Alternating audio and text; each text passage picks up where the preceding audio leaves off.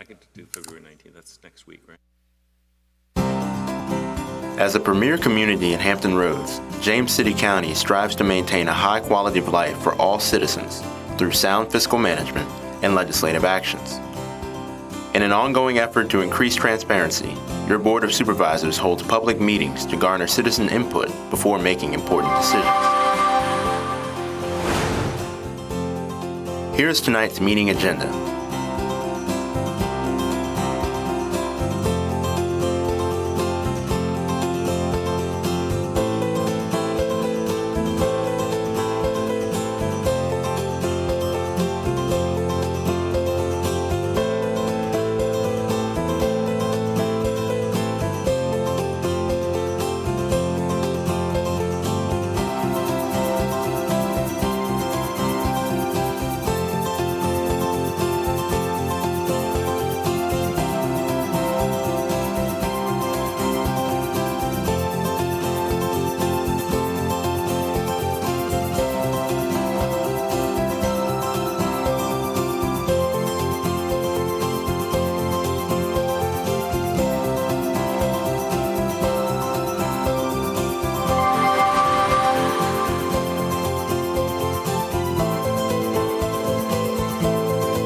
Stay tuned. The Board of Supervisors meeting will begin shortly.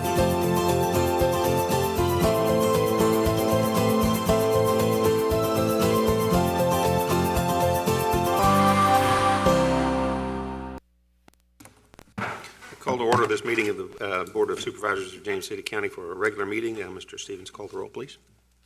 Ms. Sadler represents the Stonehouse District, and I would like to mention she's had some family sickness and will not be with us this evening. Mr. McGlennon? Here. Mr. McGlennon represents the Robert District. Ms. Larson? Here. Ms. Larson represents the Berkeley District. Mr. Hipple? Here. Mr. Hipple represents the Powhatan District and is Vice Chair of the Board. Mr. Eisenhower? Here. Mr. Eisenhower represents the Jamestown District and is Chair of the Board. Sitting to my left is Adam Kinsman, County Attorney, and I am Scott Stevens, County Administrator, and it is my pleasure to be Clerk to the Board. Okay, we will have a moment of silence followed by the Pledge of Allegiance, and I'm going to let Mr. McGlennon do the introduction because I think his primary is not here right Yes, now. I don't think that the person we had scheduled to be the young person to lead the pledge this afternoon is here. So I've asked the next youngest person, at least youngest in spirit, Peg Borman of our Clean County Commission, to lead us in the pledge. After a moment of silence.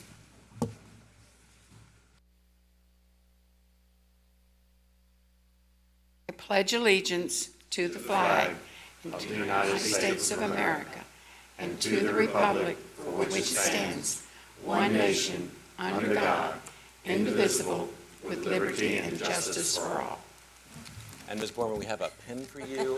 We'll have to get you your certificate. Thank you so Great much. job. Good job.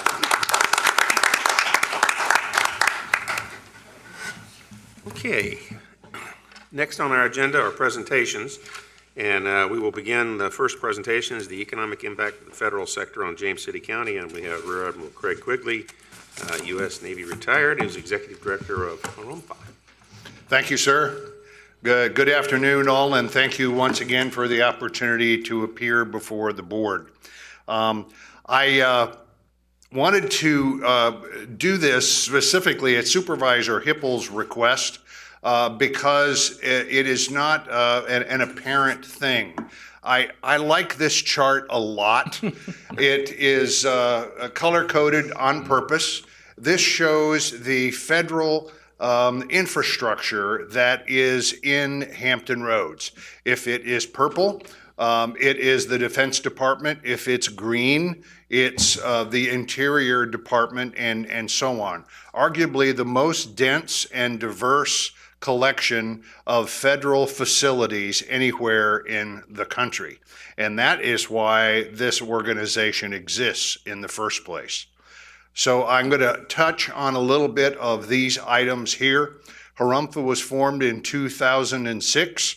The 13 original cities and counties that formed it are still on the board today. Supervisor Hipple sits on that board for James City County. He also chairs the Budget and Finance Committee for the board. In addition to the 13 municipalities, there are also 12 private sector board members, as well as the heads of the chambers of commerce of the Greater Williamsburg Chamber, the Peninsula Chamber, and the Southside Chamber, representing the business community writ large. So the federal budget really, really matters to us in Hampton Roads. In good years, it's a wonderful thing. In lean years, we feel that too. But my point is, it really is central to our economic health. We have seen increased federal spending centered on defense spending for the past couple of years. How long can that go on? Open question. We're running up approximately $1 trillion of debt a year as a nation. How long can we do that? I don't know, but it's something we're watching very carefully. Defense versus non-defense spending. By far in Hampton Roads, defense spending is the largest piece of federal spending, but there are other significant factors, and I'll touch on those in a minute. And we'll get to the bottom line on the James City, the impact on James City County of that federal stuff.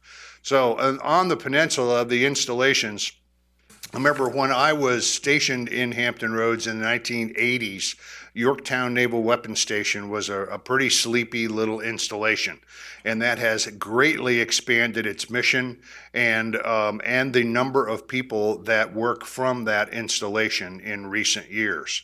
So it has become something of an economic juggernaut. Camp Perry, the mission there of training is very quiet by design, but it's also very real, I assure you. Special operations has grown like crazy, the training, since 9/11. Again, by design, that kind of flies below the radar, but it is a wonderful area to train. We have rivers, the bay, the ocean, forests. It is a wonderful, wonderful area for special operators to train, and they do. The Coast Guard Training Center in Yorktown is a hidden jewel. It is within Coast Guard circles, it is viewed as the Coast Guard training center of excellence for the entire Coast Guard. Thousands of brand new Coast Guard men and women get trained there and go on to their assignment, and hundreds of Coast Guardsmen and women from other countries come there to train for a particular type of engine or something like that in one of the boats in their Coast Guard. Of course, we have a huge National Park Service presence on the peninsula. I'm meeting with Kim Hall in another week or so, just as a periodic touch base. What's going on? What can we do to help you? NASA Langley, NASA's oldest research facility in Hampton. Joint Base Langley Eustis, again in Hampton and Newport News. The VA Medical Center in Hampton, Jefferson Lab in Newport News. While not chosen to host the Electron Ion Collider project that went to New York, we are very confident that there will be specific work from that will come to the peninsula. Now the numbers. The source of this information was several. The 2018 Census, American Community Survey data, Bureau of Economic Analysis, and ODU State of the Region report. And so between those various sources, we pulled together this data. So 581 military live here, approximately $94,000 a year salary. 200 federal civilians, about $114,000 a year, with the average non-military / federal salary down around $42,700. 16% of the James City County population are veterans, and they earn approximately $69,700 a year. This next one is an estimate, and that is you only go to 3 digits on the zip code. And so the 231 prefix extends certainly beyond James City County, but I have got to believe that a majority would be in James City County with monthly retiree payments of approximately $20 million. In all of Hampton Roads, you're looking at 139,000, both uniformed military and federal civil servants, collectively $14.2 billion in compensation in 2017. If you take a look throughout the region, we have a gross gross domestic product of Hampton Roads of $100 billion. 44 billion of that, or 44%, is predicated on the federal presence in the region. So if you take a look at the James City County and Williamsburg GDP of 4.1 billion, I think you can make a reasonable estimate that 1.8 billion of your GDP is predicated on the federal presence, even though there are no installations per se in James City County. So here is my ask of you. And when Harumpa was formed in 2006, the municipalities agreed to pay 50 cents per capita to make it proportionately identical for the larger and smaller municipalities to have the comparable skin in the game, if you will. James City County has been funding at a fixed rate of $23,000 for the past several years. And given the current population from the Weldon Cooper Center at UVA, that comes out to be 31 cents per capita. James City County is the only one of the 13 not meeting the 2006 agreement of 50 cents. So my ask is increase the county's financial support to a total of $37,918.50 and tie future support to population as it goes up or down. And there are municipalities that are paying less today than they did 2 or 3 years ago because they have undergone a population decrease. And what that means is approximately $15,000 additional dollars. And if you would, on the very last copy of the slide is a chart that shows the contributions of the various municipalities, and I've highlighted James City County there for reference. And again, our population figures are always come from the Weldon Cooper work at UVA. Thank you, Admiral Quigley. Subject to your questions. Questions for Admiral? Thank you. Okay, thank you. Again, thank you for your time. Thank you. Thank you for coming. Okay. Our second presentation is going to be the Williamsburg Tourism Council update. Victoria Cimino, Executive Director and CEO of the Williamsburg Tourism Council. Okay. Well, good afternoon, and thank you for having me. And I thought that this would be a great opportunity to provide an update. I've been on the job for about 10 months now, and some of you, and Mr. Eisenhower, I'm sorry, you're going to have to sit through this presentation again, as is Mr. Stevens. And thank you, Ms. Larson, for your patience in hearing these updates again. But I think that it's always a good refresher course. So I thought that it would be a great opportunity to just provide a little bit of background to this group and folks who are in the audience, talk about some of our accomplishments to date and how we plan to navigate moving forward. So I'm sure everyone in this room is very familiar with Senate Bill 942, which increased sales tax by 1%. Half of that 1% goes to the Tourism Council. The other half goes to each of the 3 municipalities within the Historic Triangle.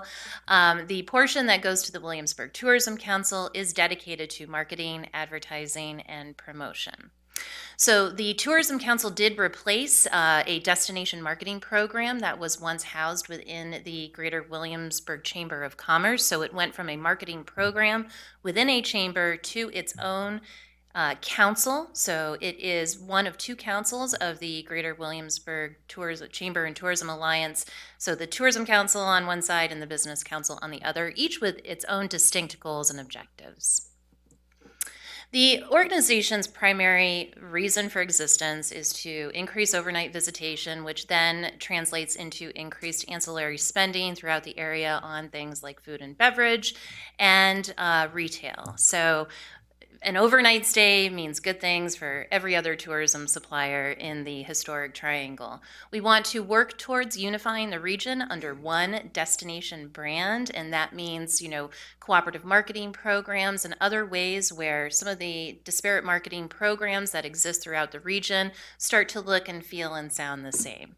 We want to continue to optimize our data-driven approach. Every marketing decision that we make will be rooted in data and research. And at the end of the day, numbers don't lie, so we will continue with that methodology.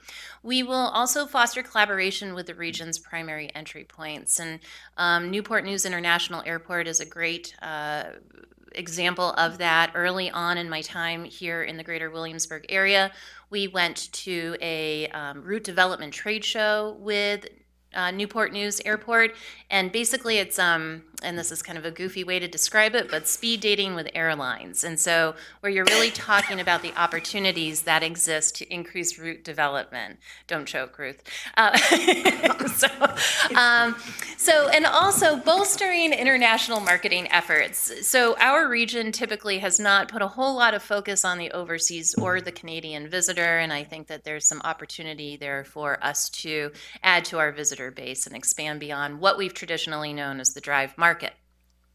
In May of 2019, Senator Norman did request an official advisory opinion from Attorney General Mark Herring as to whether or not the Williamsburg tourism was subject to a variety of programs like the Virginia Freedom of Information Act, the Procurement Act, the Conflict of Interest Act, the Data Collection Act, Public Deposits Act, all of the things that a 100% tax-funded body typically does need to adhere to. And so in August, Attorney General Mark Herring did conclude that indeed the Tourism Council is subject to those stated acts and is indeed a public body. And so what's great is that it's very much within my wheelhouse, having served as the state tourism director for New Hampshire and the international marketing director for the Commonwealth of Massachusetts. I'm very comfortable in this realm and work to continue to ensure that we are functioning in a way that is transparent.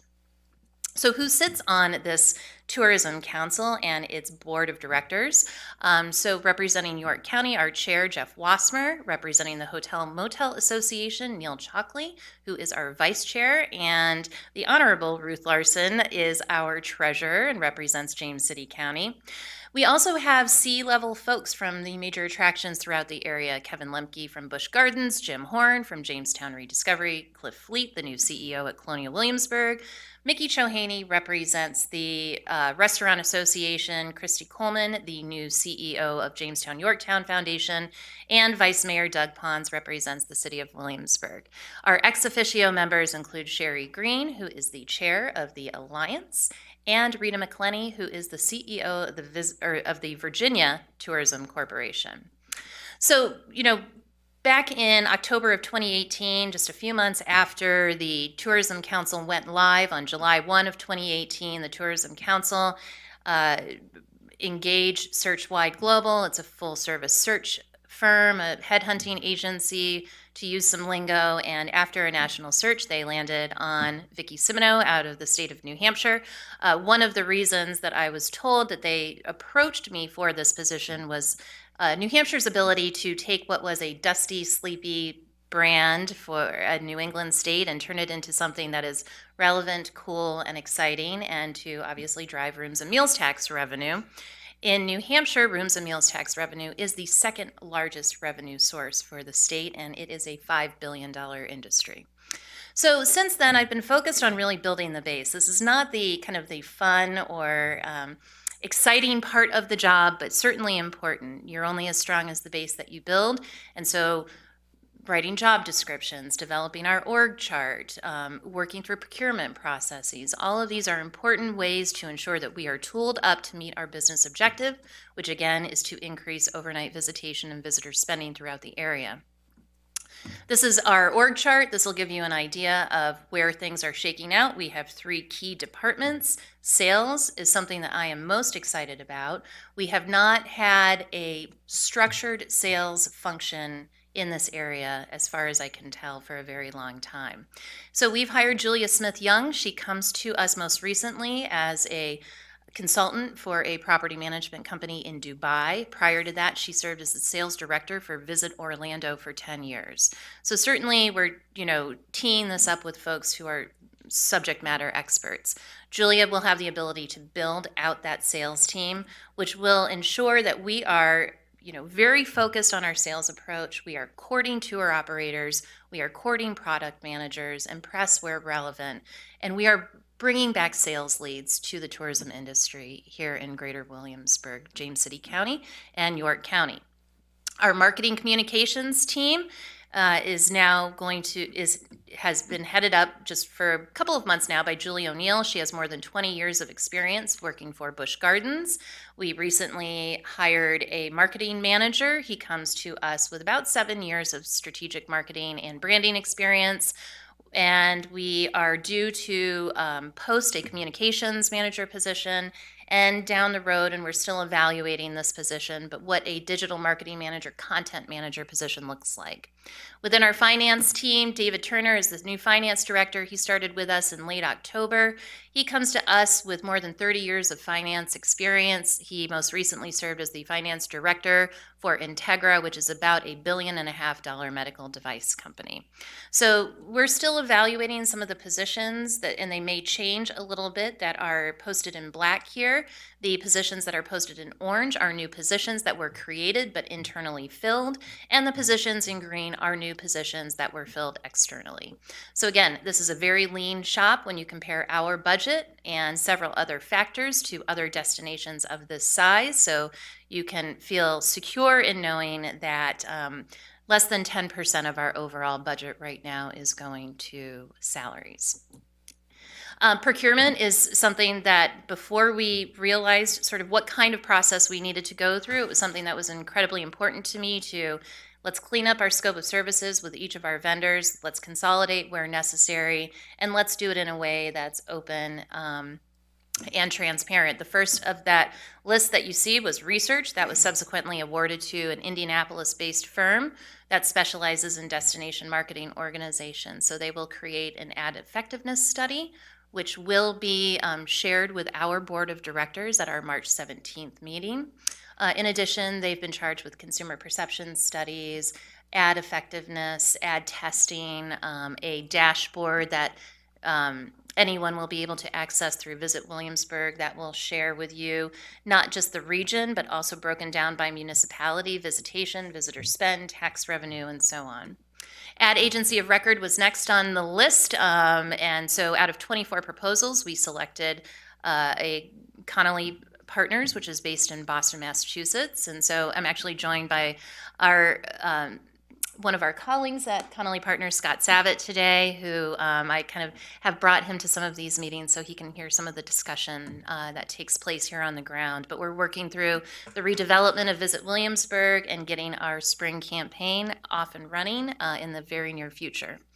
Mail house and distribution is something that was necessary. We had volunteers kind of doing this, and it just wasn't the most efficient use of kind of time or energy. We will be going through an audit. It will go back to July 1 of 2018 to ensure that we are handling and have handled things properly, so to help assist us with developing process and procedure and navigating as a public entity. We'll go out to bid for legal and public relations here probably in the next couple of months. So from a marketing campaign, so while we've been building the base over here, we've been keeping the marketing campaign going, and Fun Expected was the 2019 platform that was pushed out through a variety of channels. You can see here it was primarily Drive Market. They did start to creep out beyond that. Again, this was a marketing plan that had been put in place prior to my arrival, but you can sort of get a feel for traditionally how the market sort of fan out from the greater Williamsburg area. So the proven markets are in blue. That will never change. Green markets are sort of new and planned, and then the yellow markets were sort of on an as-needed or test reason that those were kind of put into play. It was primarily digital and broadcast television, although there was some retargeting involved. So retargeting is when somebody's already clicked on your ad, and then they're back online later on, and we're able to automatically serve up a Visit Williamsburg advertisement. So it's our ability to track is granular, incredibly granular. This is what the creative looked like that went out in 2019 for the sort of overall campaign. Again, that fun expected mark. It's got some copy at the bottom, but some fun play on the headlines.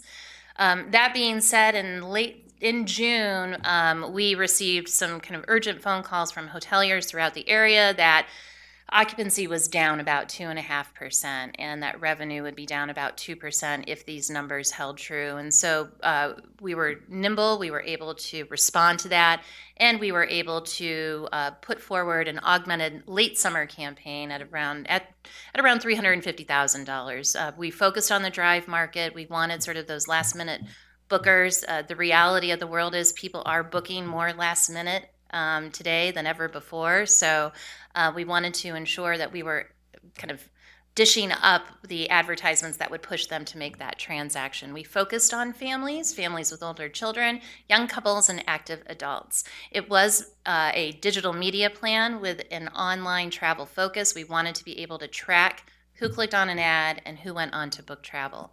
The good news is that as a result of this late summer campaign, and here are some examples of creative, we were able to get our occupancy above 2018 levels, not by much, but when you consider we were down 2.5%, we increased that occupancy rate by nearly 3%. So I look forward to this summer and kind of seeing how things change, and I'll come back to that in just a minute. Same kind of story in the fall, sort of got some panicked phone calls. We put in an augmented late fall campaign, but we tried to test some new creative with this one. So we did target the drive market. We stuck with millennials with and without children, Gen Xers with and without children, active seniors, and golf enthusiasts. We wanted to kind of test our way through this a little bit. It, again, focused on a digital media plan so that we were able to change on a dime if things weren't going the way that we had wanted. And again, everything that we do is then supported through our PR and social media efforts. And so the creative for this campaign looks, it pivots in a different direction. These were the advertisements that we served up to millennials without children. They tested quite well, they performed quite well. And just one of our partners in this campaign, which is called Adara, and that allows us to, if you click on a digital display ad and then you go on to book travel, we can capture that information. So in 1 month, this campaign produced $7 million in hotel revenue. So we've got some very granular data points that we're able to speak to in addition to ad effectiveness studies and the like. Right now, we're hyper-focused on spring 2020. That will kick off in the very near future. We will not go dark. It will go literally from spring. Summer will overlap that. Spring shaking out to about an $800,000 budget. Summer will be roughly $7 million budget. So we will expand beyond some of those traditional markets. We're working with our research partners now to really determine the feasibility of that. But I think the point that I want to make here is that last year we were not in market until March. And so even with onboarding a new ad agency, we're in market 2 weeks earlier than we were last year. And we will continue to be in market through fall with this spring and summer creative.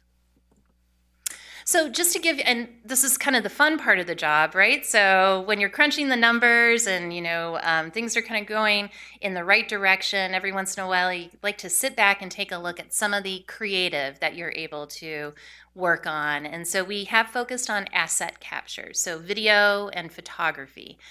We have tried to put new footage in the can that just didn't exist before. A lot of food and beverage, golf, outdoor recreation and shopping, and here is our summer millennial sizzle reel. So if I mess this up, I'll.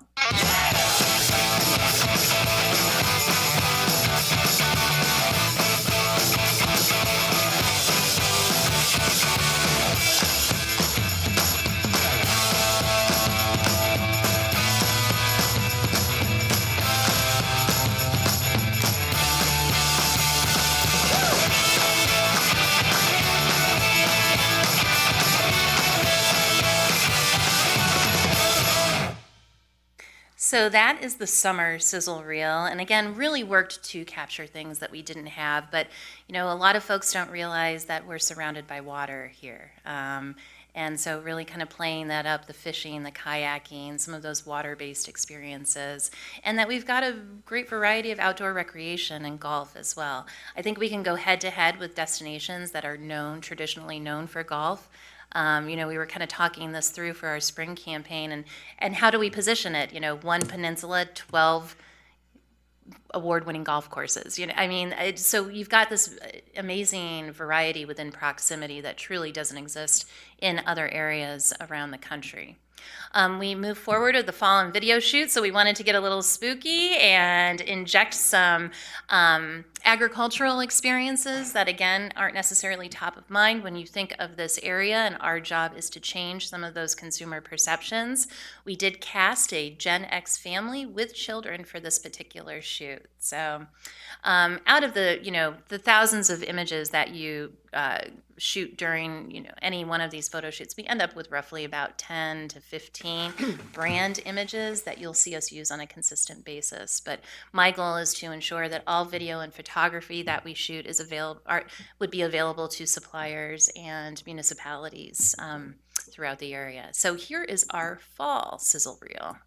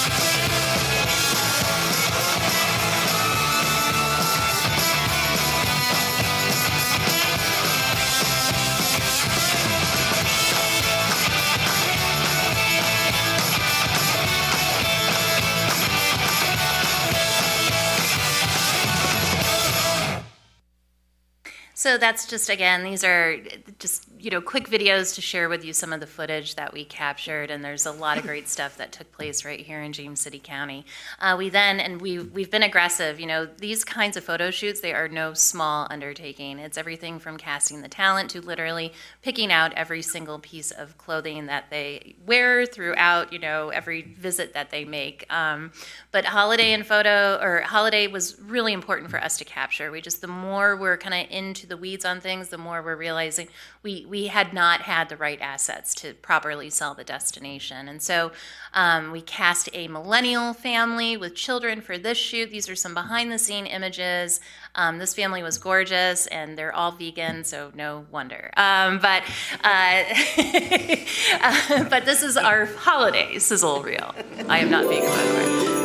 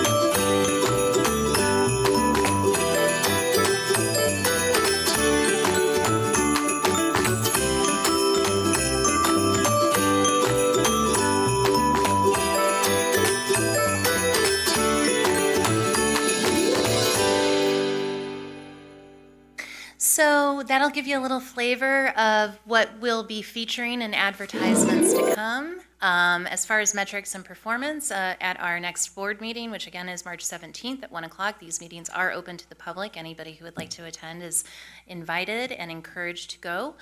We will go through a presentation on what our return on investment is. So for every dollar the Williamsburg Tourism Council invested in media, not the overall program, simply paid advertising, how did that influence visitor spending in the area? So we're not taking credit for the visitors who would come here if the Williamsburg Tourism Council never existed. We're taking credit for what's known as incremental travel, people who saw our advertising and decided to book travel to this area. So that's a really important differentiator to note.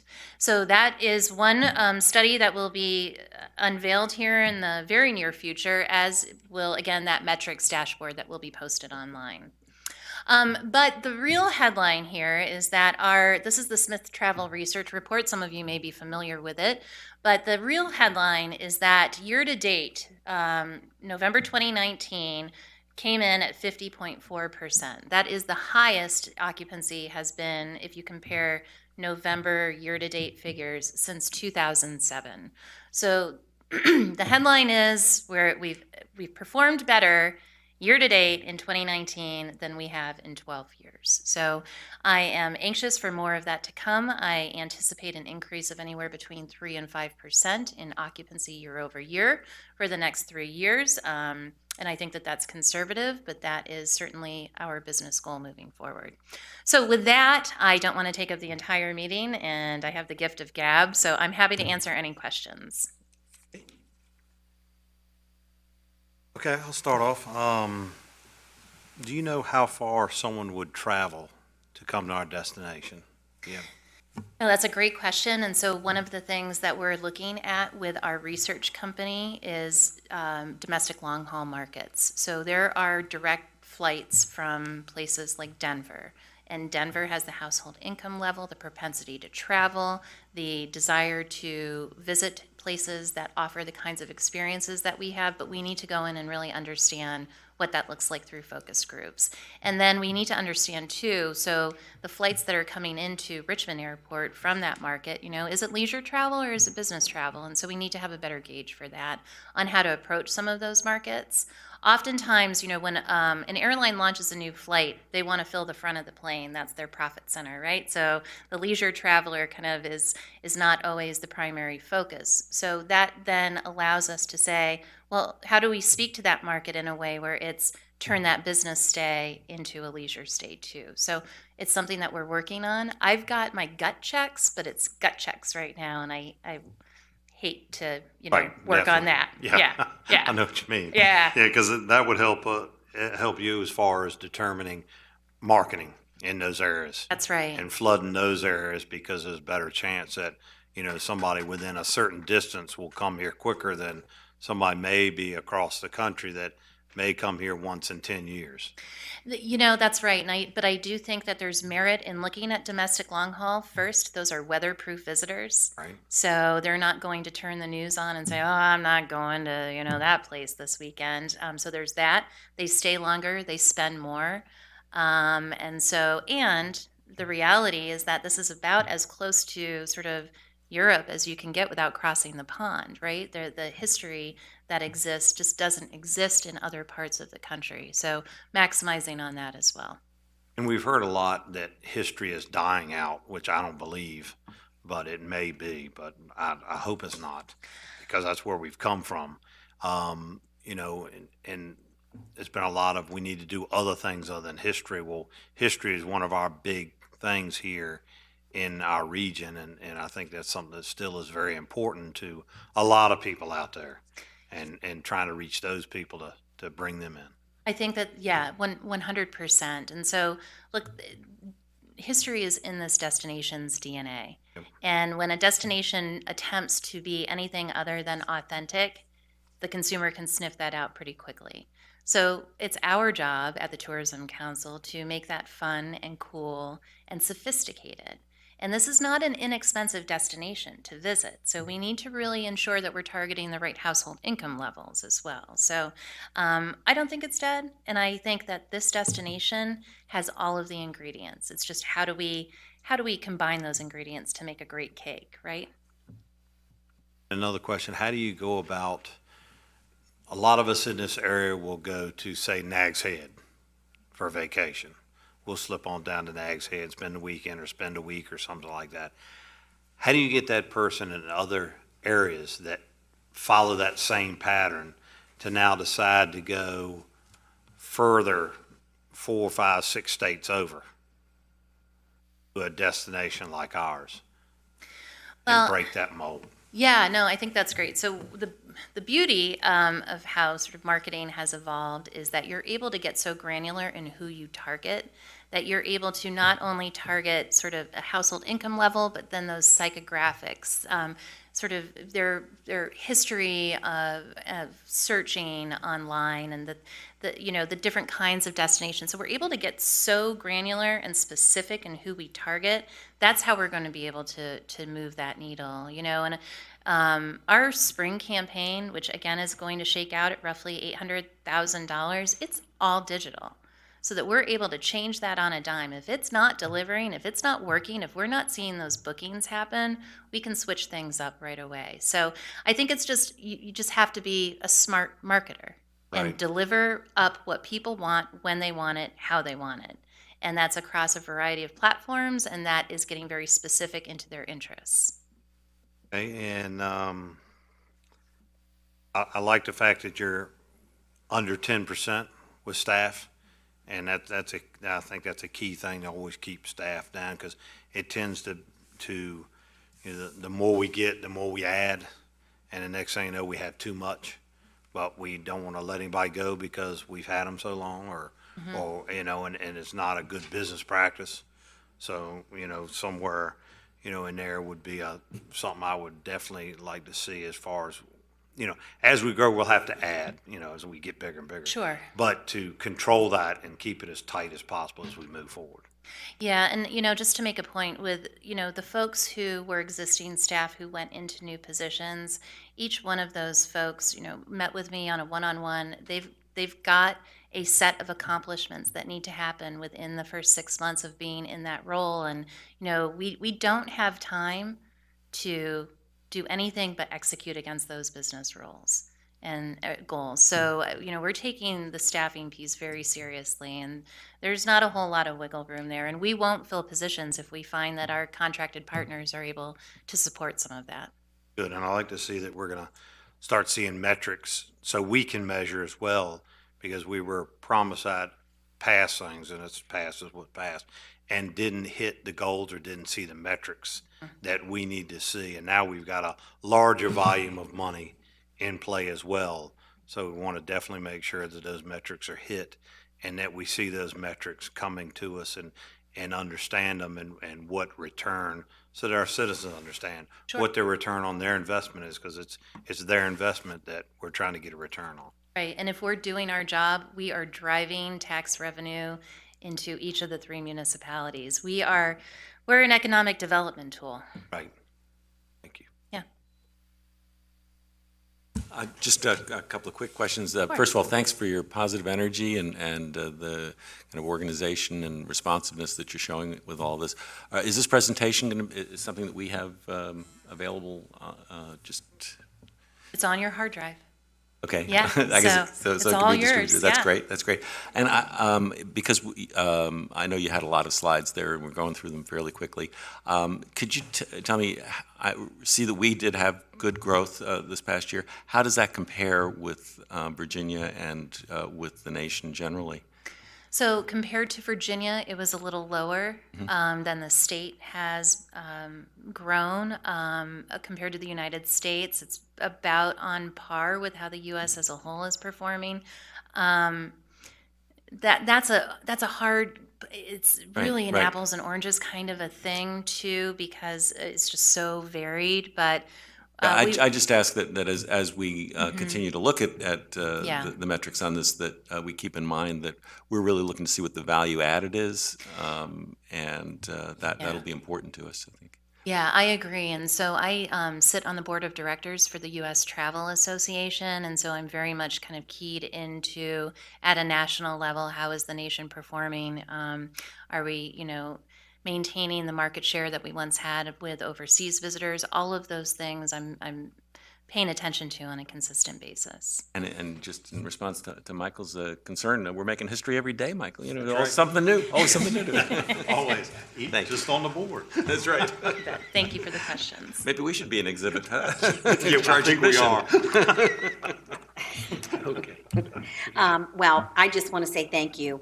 very much for your energy, all your hard work. I mean, you've had some obstacles in your way that you've had to maneuver, and I very much appreciate that you're always up the very next day, ready to take on this adventure. And I feel very positive about where we're headed. And just a couple of things that I want to point out is that, yes, we did get the ruling that we are an open government body. We were operating that way, though, to your credit, prior to that. Correct. And as we pointed out many times, because of the elected officials that sat on that, anything was foiable, et cetera. So, but I would urge the public to come to the meeting, the open meetings that we have. And also, I had a really good comment that I was going to make, and it just flew right out of my Was it, mind. Vicky, you're awesome, or well, that something was along it. those Yeah. lines? Okay, all right. Yeah, I do. Yes, thank you for that. Oh, doggone it. If I think of it, I'll come back to it. But anyway, thank you very much. I really appreciate all your hard work and look forward to continuing down this path. Thank you, appreciate it. And I just want to say thank you, Vicki. I know coming into this scenario, you face political bodies that have a very abundant amount of skepticism based upon past performance and stuff. So I'm really happy to see the openness, the dialogue, and specifically the metrics. I think that's going to be more folks and say, here's where your money went and here's what it got us. So thank you for the presentation. I remembered what I was going to say. Okay. You know, I still hear some criticism about the fact that this money benefits one over another when it comes to certain places here. And I think that if anyone were to look at the reels that you shared, that it's very obvious that we are promoting a destination. It is not we are not able to promote one over another. And we are promoting the greater Williamsburg area. So again, I hope people will take the time to look and to attend the meeting. So. Yeah, thank you. Thanks, And I'll I tell you, appreciate that production company, that film production company was excellent. Now, the fact that it's run by a former student of mine is another matter. You Sean have Riley. a hard time finding something that wasn't run by a former student, John. it. That's awesome. Thank you. Yeah. Thank you. Okay, well, thank you for your time, and have a good rest of the meeting. Okay, thanks. Okay, we now move to public comment. And our first speaker is Jay Everson.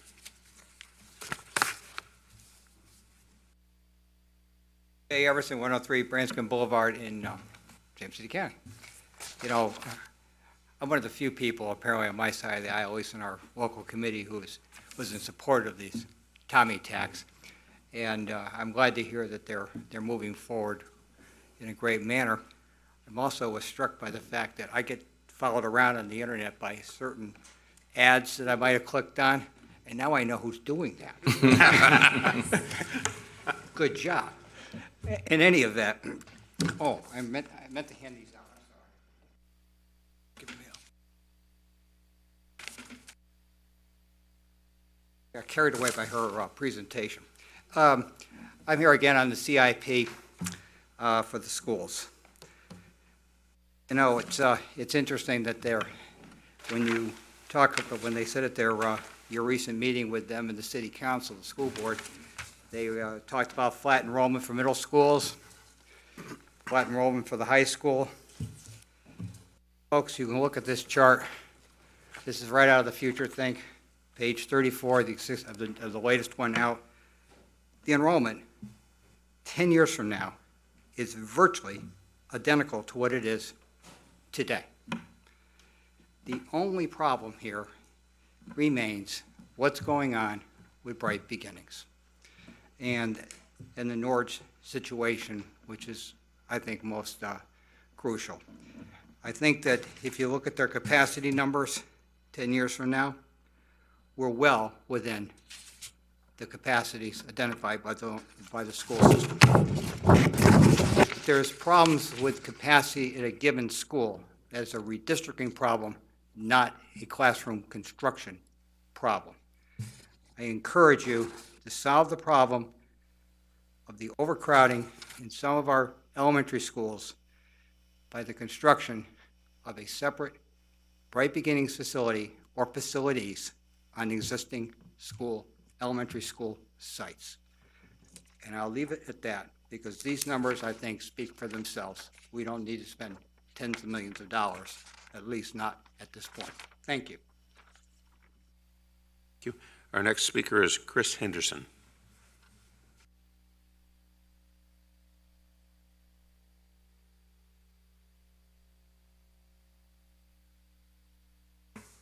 Hi, good evening, Mr. Chair, members of the board, county administrator. Chris Henderson, 101 Keystone. I want to begin by wishing everybody a Happy New Year. This is my first time to speak to you in many months, and just highlights another issue that I've brought to you on any number of occasions with regard to the timing of these meetings and the public's access to its elected officials. The public comment section of your meetings is the most important business that needs to be done by this body, is hearing from the citizens who come to you to bring concerns and issues that need to be addressed by its governing organization. And I want to encourage you to, as you look at your calendar for the year, to look at your schedules and to see if there are times that might be better suited for citizens to participate in their governing process. We are a representative government, and I can see by the lack of citizen comment tonight that we're not achieving the type of public input that is indicative of a healthy community. And we used to have meetings at 7 p.m., and I know that the meeting times were changed, and I want to continue to urge the board to look at its calendar to see if times can be amended throughout the year where we can provide a later start time for folks that work to have an opportunity to participate in the process. I think that is critical. And I would note that the comprehensive planning meetings that were done by the county were done at 7 p.m. and not at 5 p.m. And I'm thinking to myself, well, if 5 p.m. is the most convenient time for people to participate, why were those meetings held at 7 and not at 5? And I think the answer is self-explanatory. Anyway, I want to provide some congratulations to the county with regard to some landscaping that was done on 199 near the 60 interchange. I think that is a very good start. We need to do it all the way. Beautification in James City County should be a focus of your budget. We have a commercial corridor and our main thoroughfare. When you look at what York County is doing and what the city of Williamsburg does with its medians along 199, we are a depressing wasteland, and it simply doesn't need to be. I've brought this issue for 15 years now, and it's time for us to do something in a meaningful way to make an investment in beautifying that corridor. It is the front door, the entry door into our community. And I think the same goes for the maintenance of our medians, both on 60 and on Monticello. As a property owner in that corridor, I've had to undertake the expense of cutting medians in front of my property because I get tired of looking at them when they're 3 feet tall.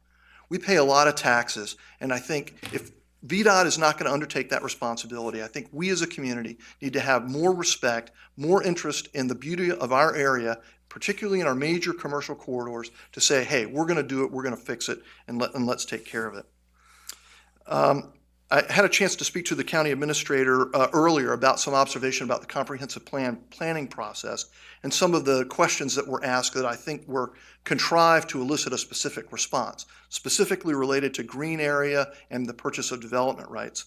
I think some context in that area would have been helpful with regard to those questions, because I doubt there's a jurisdiction in the Commonwealth that spent more in the last 20 years on the purchase of development rights and green space than James City County. And to put out a question that's blanket and said, do you support green area acquisitions and would you spend money to do this, without the context of what has been spent and what those acquisitions currently cost taxpayers, I think is not fair to the person being asked, particularly to new folks who are here to the area. Our AFDs, our PDRs, our green spaces all have a cost to the taxpayer that's baked into our budget because it's revenue that we're not receiving as a result of the purchases that were made. Next, I want to address the marina and the money that's being spent there. I think, again, this is a really niche market. I think they're talking about maintaining 112 slips. It's an incredible amount of money. I think the private sector is much better suited to address that issue. And I would encourage you to look to find an operator to make those types of capital investments and build a botel, a dry storage facility, because that's really what's needed in order to increase the amount of usage in that area. I'm going to agree with my dear friend, Mr. Everson, with regard to the schools, that the issue really is Bright Beginnings, and it's not a capacity issue in the elementary school. It's how do we deal with Bright Beginnings. Bright Beginnings buildings are a lot cheaper to build than others. Also want to talk about Eastern State. When you're talking about spending money, that's a piece of property that the county ought to be looking to own and control. There was a crossroads study that was done on it 15 years ago that is a brilliant plan. It should be adopted. Let the county buy the property and then subdivide the property and have developers go out and work the plan. And to those that are rejecting to Monticello traffic, I think Monticello is doing what it was designed to do, and I want to wish Ed Oyer well. Thank you. Okay. Next speaker is Mr. Rohan Williams.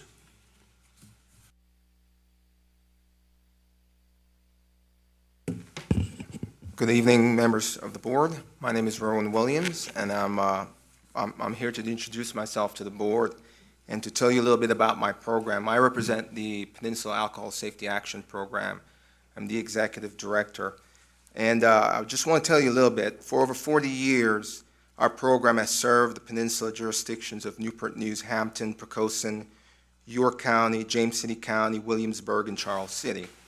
We provide probationary support, case management, offender monitoring, education and treatment referral services to individuals convicted of driving under the influence of alcohol, drugs, habitual offenders, suspended driving, and reckless driving.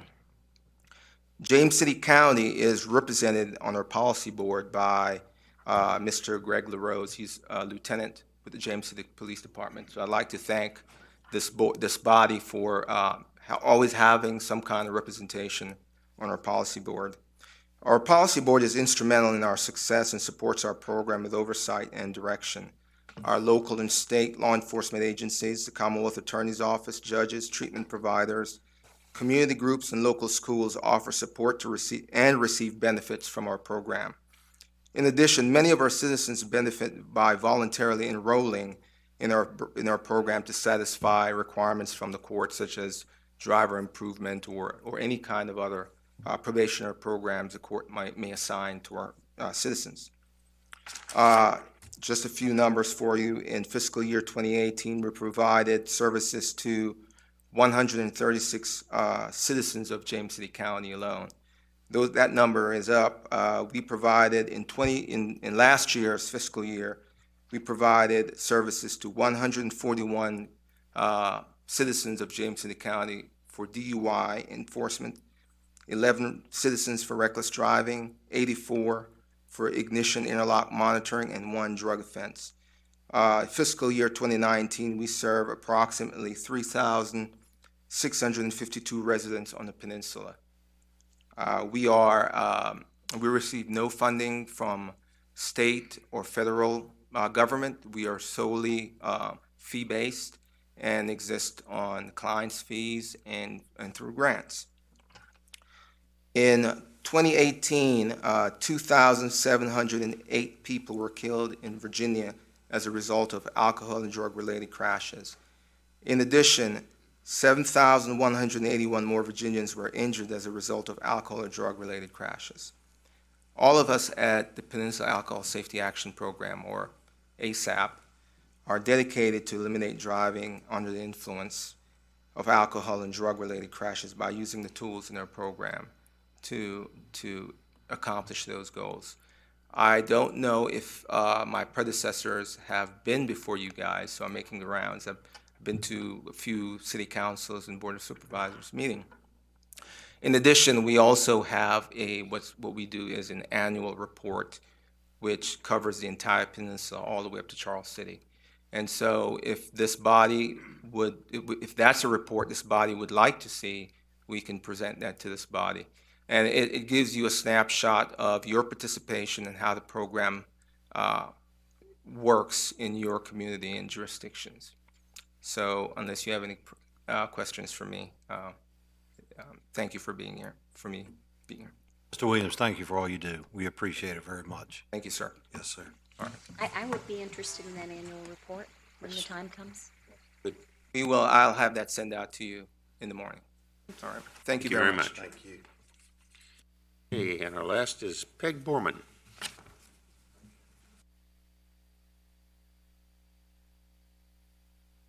Good afternoon. Thank you, Mr. Chairman Eisenhower, members of the board, Mr. Stevens, Mr. Kinsman, Mr. Purse, ladies and gentlemen.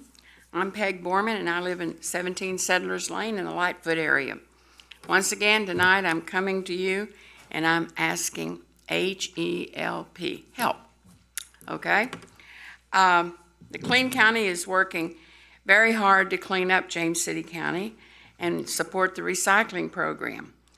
But we can't do it by ourselves with the small number we've got, so we're still looking for additional commission members from all the different districts. So please help us find somebody to work with us. Everybody that lives in, resides in, or works in James City County needs to help take responsibility and do their part to also clean up the county. And how can we do that? Number one, dispose of your own trash in a responsible manner and not out the window going down the road. Number two, make sure your trash hauler has the load secured, no flapping of plastic bags or trash flying out from under the cover. Number three, be an example to others and to family members. Teach them to be responsible. If you see a trash hauler that's allowing litter to escape from underneath his cover, which I've seen that so much lately that I'm focusing on that right now, get the company name off the truck, the phone number, call and report it. And there's usually a number on that truck that will identify that particular truck along with it. You can also call the non-emergency police number 229-1800 and report when you see someone tossing litter. If you see a lot of litter on the highway, which we did the litter survey and we saw a lot of that, call the VDOT number at 877-623-7433, report it, and in other words, just get involved. You can call me at 757-565-0032. Had that number for 50 years, so not planning to get rid of it. Or you can call Dawn. It's 757-259-5375, and you can report illegal dumpings, or if you have questions or whatever, we've tried to help you out. But also, be very cautious when you're transporting your own trash and debris to the convenience centers. Make sure it's secure. Make sure it's not flapping something out of an open bag or whatever. And even when you're carrying limbs and trash like that, I've seen so much of that falling off and causing hazardous opportunities waiting to happen actually on the road. So if we, each and every one of us, will own the problem and not expect the problem to be theirs and not mine, we could maybe get a handle on this situation. And like I said, we just did a litter survey on January the 24th. Some areas looked really great. I want to say that down in the Grove area was looking very good. And I'm hoping that we've got a handle on it in that area, and hopefully with the convenience center coming soon, that maybe take care of some of it. But up in Route 60 in the Upper County, not looking so good. But overall, I've seen much worse. And I won't call out the neighborhoods, but we found lots of debris and litter on and around the different neighborhoods. But we've got a cleanup coming March 27th from noon to 4, March 28th from 7 to 4, taking it at Jolly Pond. So help get involved, help us get personally involved, help us get involved, and support the Clean County Commission. Thank you. Thank you, Ms. Moore. If I could follow up with that, I received a complaint last week about the amount of trash on Jolly Pond Road. That has been taken care of. Thank you so much, Ms. Boone. And we received an email tonight about the amount of trash, I believe, on Fenton Mill. And trash is I noticed it because of you. I don't know that I noticed it as much, but now I will get out and pick up gross trash just because it really looks terrible and it is not good in the environment. And as we talked about earlier, there's a lot of water around here. Absolutely. And I was at Food Lion the other day and somebody had taken their entire ashtray and dumped it right on the pavement, which that works its way into our waterways, works its way to the fish. And then when you eat a fish, you're eating the plastic from that cigarette butt. So shame on you. So I appreciate everything that you do. I will try to get people on your Clean County Commission, but I am sorry that everybody does not take pride in our community, and I think it's a really big problem here. So I really appreciate what you and your commission do, and I hope we can get a handle on it. Working with the school board also to try, members of the school board, to try to get into the schools with a little more education and a little more recycling. And it's been an ongoing problem, as far as I know, since 1979. But if we can just educate some of the younger children, that'll help as they go up. But the other thing is that we just need to get everybody individually involved with thinking litter is a problem. Yes. And as long as we can do that, I think, and get them involved with the cleanup, because we have had an awful lot of calls about illegal dumping, and yes, we just took care of that. But Jolly Pond looks so bad from all the haulers, and I've been following a lot of those trucks, and we need to do something about that as far as the flapping of, the tarp and all of that. It's just they're not securing it. And so I read in the paper where you all are working on a situation, so I hope that you will include us in that, solving that problem. We would like to work with you because James City County is too great of a jewel to waste.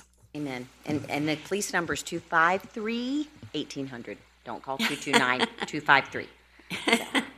Right, thank you. Thank you. Thank you for your time. Okay, we move to the consent calendar. The consent calendar this evening is number 1, minutes adoption. Number 2, appointment of local fire marshal. Number 3, authorization to enter into a memorandum of understanding with public entities for the provision of services in time of emergency. Number 4, establishment of a full-time groundskeeper 1/2 position. Number 5, grant award Colonial Community Corrections, Department of Criminal Justice Services. It's a burn/JAG. It's $2,785. Number 6 is grant award Commonwealth Attorney V-Stop Grant Program Fund, $59,779. Number 7, initiation of a review of zoning ordinance to include special provisions for certain retaining walls. Number 8, Virginia Department of Housing and Community Development's Acquire, Renovate, Sell Program, adoption of required fair housing certification. And number 9 is Virginia Department of Housing and Community Development's Acquire, Renovate, Sell Program, adoption of required housing rehabilitation program design and residential anti-displacement and relocation assistance plan.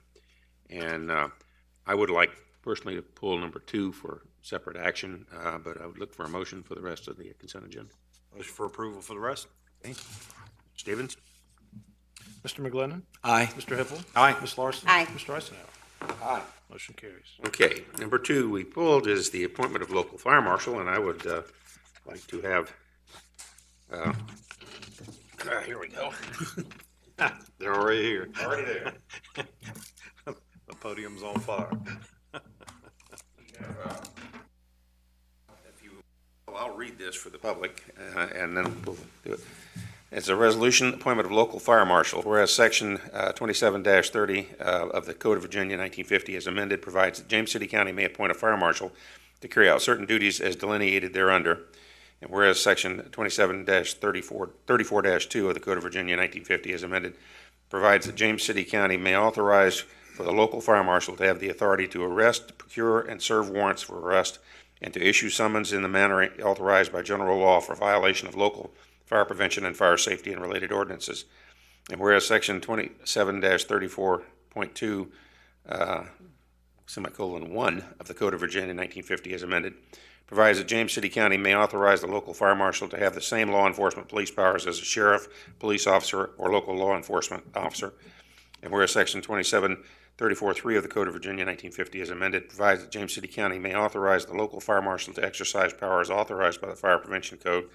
And whereas Mr. Arthur K. Lamb has met all the minimum training and certification requirements of the Virginia Department of Housing and Community Development, Virginia Department of Criminal Justice Services, and the Virginia Department of Fire Programs. And whereas Mr. Lamb was previously appointed as Assistant Fire Marshal, now therefore be it resolved that the Board of Supervisors of James City County, Virginia, hereby appoints Arthur K. Lamb as the James City County Fire Marshal and has all police powers and fire prevention powers provided in the Code of Virginia, Section 27-30, and without limitations those contained in 2734.2, 2734.21, and 2734.3. It's a lot of numbers. But we wanted to recognize this appointment and get you up here and let the chief say a few words, and then we will have a photo. Good evening. I just wanted to say a couple words about Kenny, as we call him. So we're lucky that with our retirement of Fire Marshal last month, we were here to recognize Kenny Driscoll for retiring as our Fire Marshal, and we're lucky that we have internal candidates that are prepared and capable. And I just want to say a few words about Kenny, that he started with James City County Fire Department in 1995 as an auxiliary, which was a volunteer program we had, and in 1999 came on full-time. Later served as an assistant fire marshal starting in 2006. He was appointed and has served as assistant fire marshal since then. Was a lieutenant and served on our rescue truck, so he's had really a combination of fire and EMS experience, assistant fire marshals. He's a member of the Virginia Task Force 2 Urban Search and Rescue Team out of Virginia Beach. He's been on several deployments to Puerto Rico and Hurricane Katrina, and then now serves as a member of the James City County Police Department SWAT team, and he's the lead medical operator on the SWAT team. So really has a great combination of fire and EMS background, law enforcement, code enforcement. He's kind of really done a variety of things for the fire department. We're very lucky to have Kenny and get him appointed tonight. So thank you very much. Thank you. Thank you very much. Good job.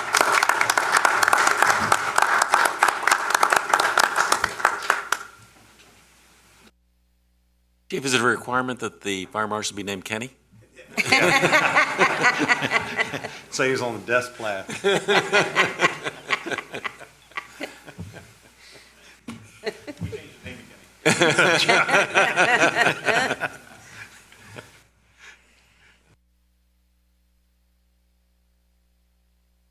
Now that we've made that presentation, I will take a motion to approve that. So moved, Mr. Chairman. Move the resolution. We have a motion, Mr. Stevens. Mr. McGlinnan. Aye. Mr. Hippel. Aye. Ms. Larson. Aye. Mr. Eisenhower. Aye. Motion carries. Okay, we have no public hearings this evening, but we do have a board consideration. And Mr. Peirce is going to give us the Toano Main Street application. Thank you, Mr. Chairman and members of the board.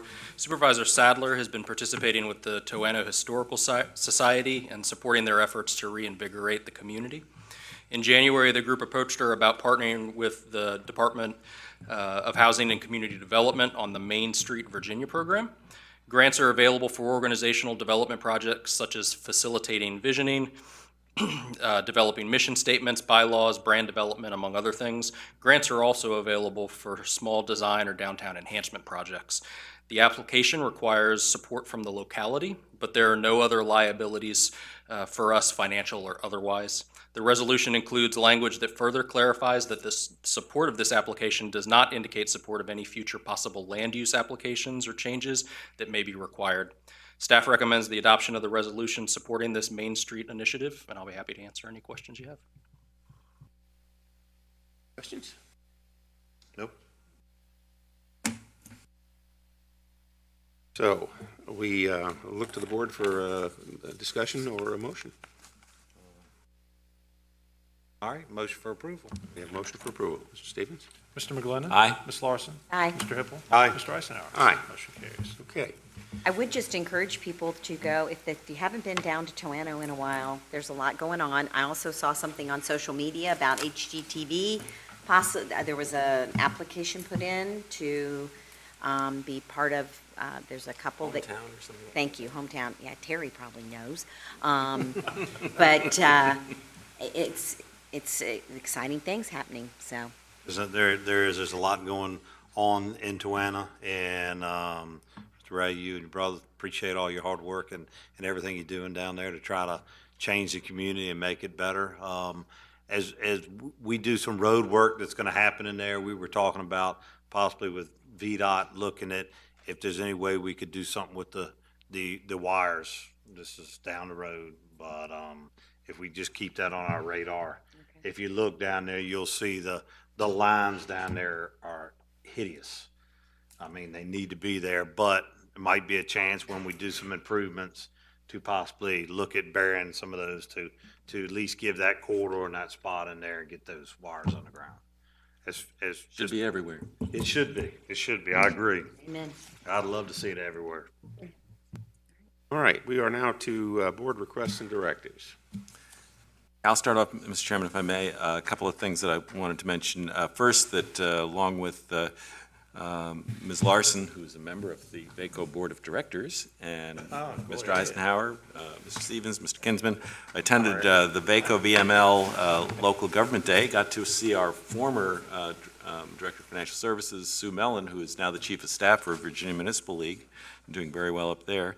And we were fortunate before the VML VACO briefings to meet with all four of our local legislators. I want to thank Delegate Batten, Delegate Mullen, Senator Mason, Senator Norman for taking the time to sit down with us and talk about our legislative concerns and to inform us of what was going on in Richmond. Very, very useful time.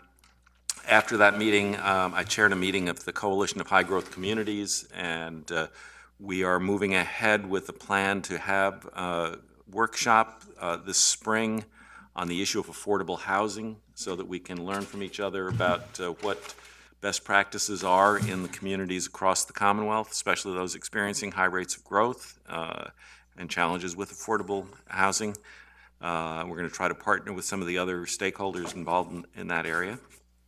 And then Friday, I went up for the Chairman's Institute and offered a brief presentation on local government structure in Virginia. I also attended the push-in ceremony at the Toano Station 1 for Tower 1, our beautiful new machine, that beautiful truck that is going to be exhibited, if it's not already there, in Virginia Beach, because it is such an outstanding example of high-quality equipment for the volunteers and professional staff up at Station 1, and I know they are very appreciative. It was a great event to see so many folks from the community come out and help push the truck into the fire station as part of a traditional custom, which I'm sure Mr. Hipple is very well versed in. So I did want to just mention that was a great opportunity. On a sad note, wanted to express my condolences to the family of Dave Baum from Billsburg Brewery. It's such a tragedy that he passed away this past weekend of a heart attack at much too young an age. Never liked to see anybody pass away, but this was so totally unexpected, and he has been a great partner with James City County and had obviously a great love for his craft. On a slightly happier note, Steve Rose, the proprietor of Spoken Art and a great cultural asset to the community, seems to be making great progress in recovering from his stroke, and want to wish him continued progress in that regard. Just a couple of thanks.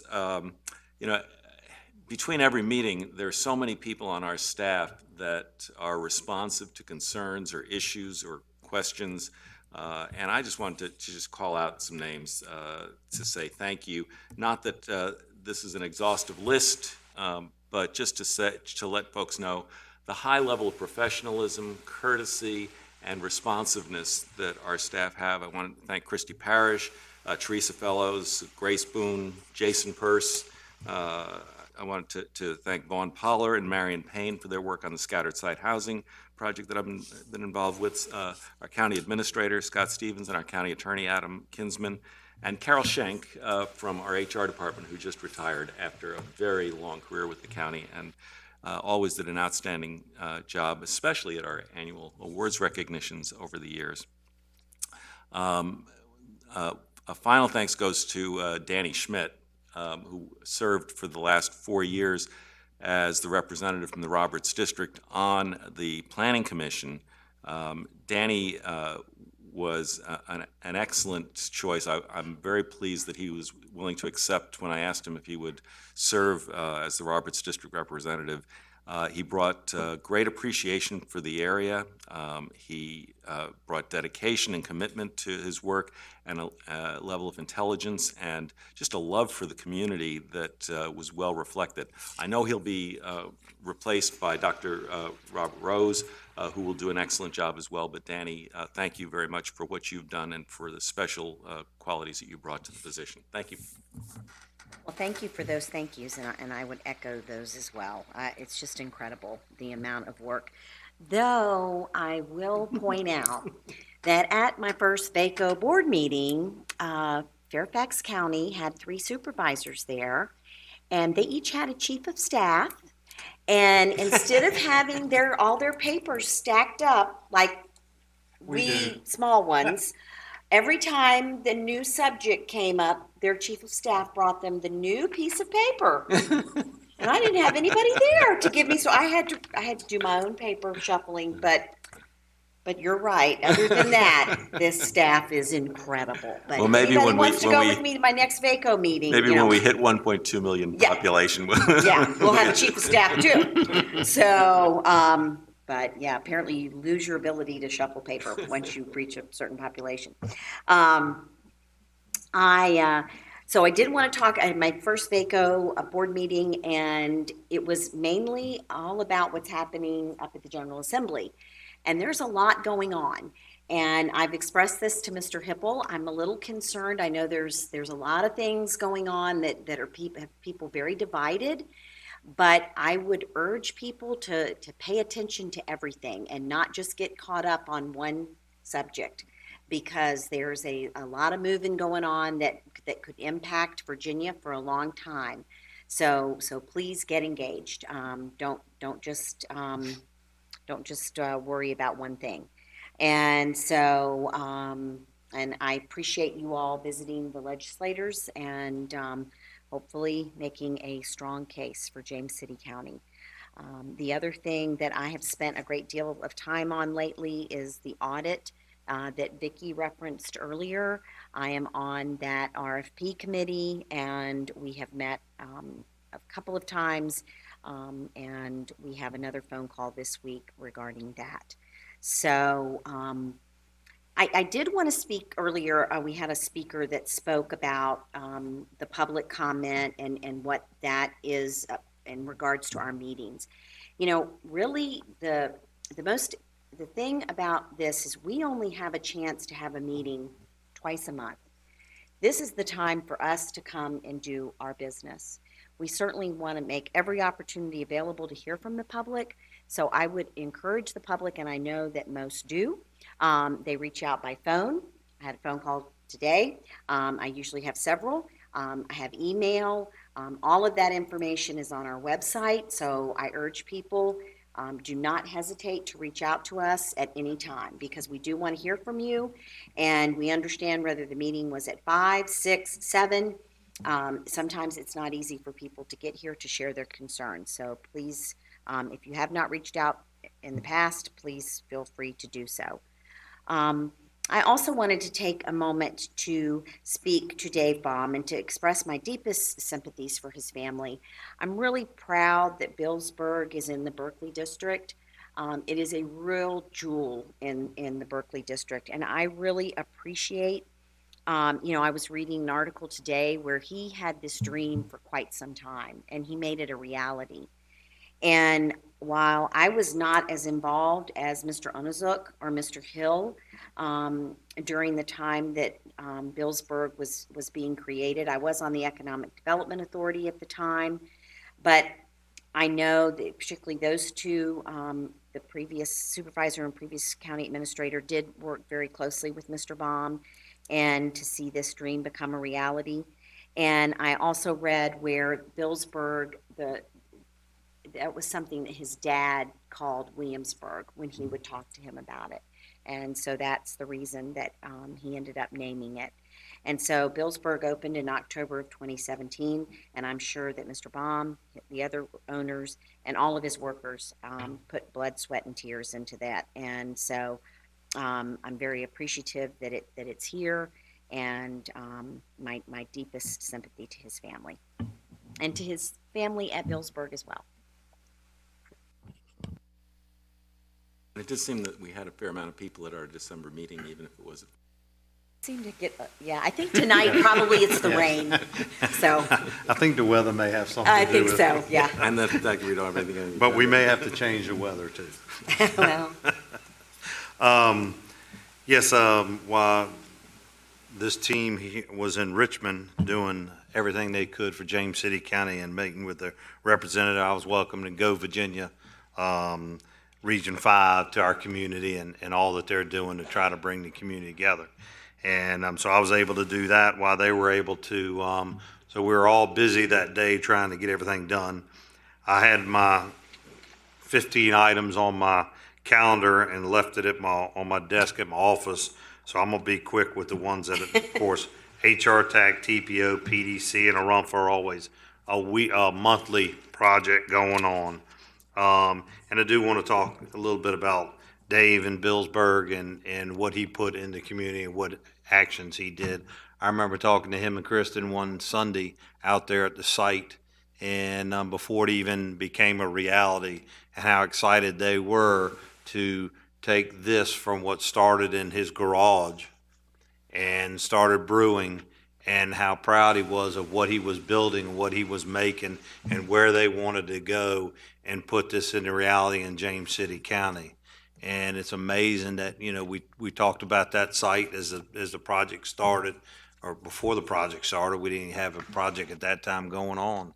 And then it went into what it was and ended up with investors and was able to partner with the county. And now it's a very unique component in somebody's district, but in James City County that really is an added benefit.